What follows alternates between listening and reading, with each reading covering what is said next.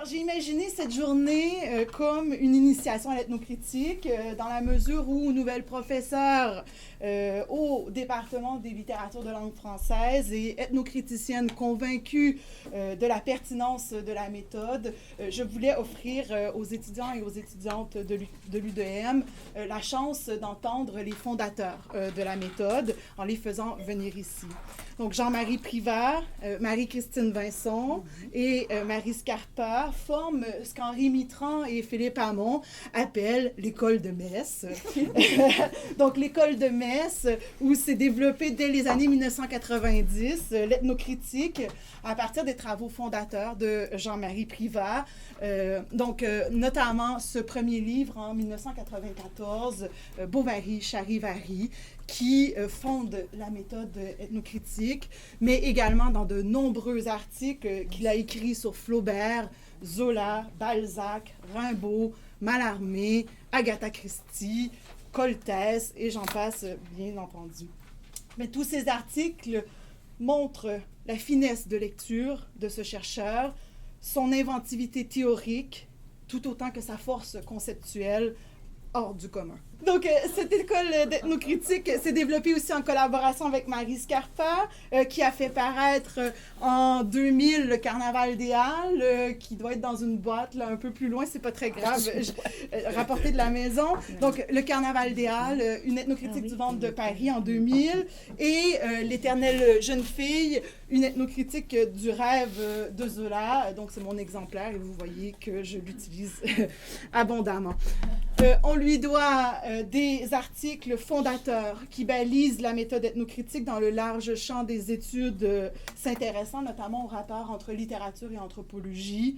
On lui doit aussi de nombreux articles décisifs, mais il me semble qu'un en particulier que j'ai fait lire à plusieurs de mes étudiants sur le personnage liminaire, qui est une notion centrale de l'ethnocritique. Et enfin, troisième membre fondatrice de cette méthode, Marie-Christine Vincent, qui travaille en ethnocritique et en didactique des médiations.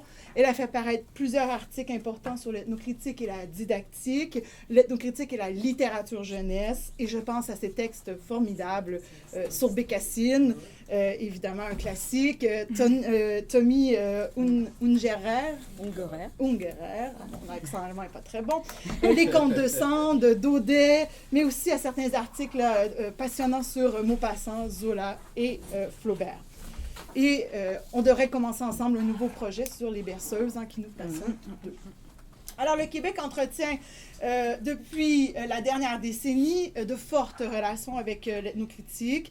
Véronique Knocker, qui est juste ici, et je la remercie de sa présence, a mis sur pied une antenne ethnocritique à l'UQAM il y a déjà une dizaine d'années. Elle en parlera. 20 ans déjà. Bon, le temps passe très vite. Et donc, de fortes relations avec Véronique Knocker à l'UQAM et aussi avec le Christ, donc le collège en sociocritique, dirigé jusqu'à il y a une quinzaine de jours par Pierre Popovic, avec qui on a organisé plusieurs journées socio-ethno. Et espérons qu'à partir d'aujourd'hui, on pourra officialiser une antenne ethnocritique à l'UDM. En tout cas, c'est ce que je souhaite et je pense que les collègues également.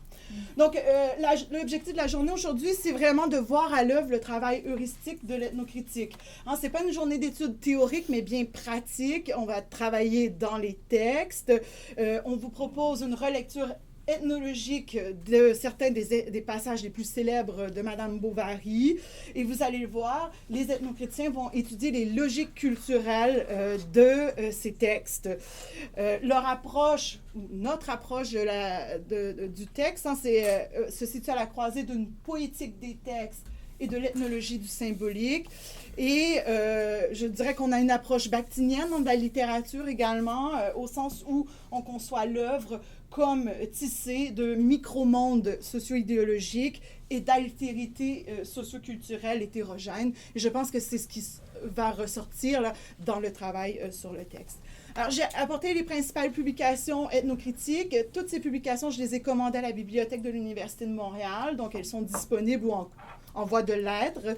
Je vais passer la parole à Véronique avant qu'on commence, qui va nous dire un petit mot sur le travail de l'antenne UQAM en ethnocritique. Merci Sophie. comme invité luminaire entre les deux justement, puisque Sophie a quasiment tout dit. C'est une rencontre de plus de 20 ans maintenant, avec Marie lors d'un colloque. C'est cela qui nous a rapprochés. Et puis en rencontrant Marie, j'ai rencontré l'ethnocritique. Et très vite, j'ai vu l'intérêt de cette méthode d'analyse. Et étant membre de Figura déjà, j'ai proposé qu'on ouvre un laboratoire d'ethnocritique et d'anthropocritique de la littérature, ce qui s'est fait directement. Ce qui a été extraordinaire aussi, c'est qu'à l'UQAM, on a tout de suite intégré l'ethnocritique dans les cours quasiment obligatoires, dans le profil théorique. Et donc, ça fait 20 ans que ce cours se donne à l'UQAM. Ce qui fait qu'il y a plusieurs étudiants de l'UQAM ici qui font des thèses et des mémoires à partir donc de l'ethnocritique, ce qui est un grand plaisir. Et puis, on espère qu'il y en aura au sein de l'Université de Montréal. Voilà, je le souhaite. Et donc, moi, je vous invite grâce maintenant à l'antenne Figura dirigée par Andrea qui est ici et que je remercie. Ça va être de plus en plus, les liens sont de plus en plus faciles entre étudiants. Mais Sophie a dû vous en parler. On a mis au point l'année passée un site ethnocritique.com qui est extrêmement riche et vous avez tous les détails. N'hésitez pas. Tout ça pour dire que c'est une grande famille et on me demande qu'à ce qu'elle s'agrandisse.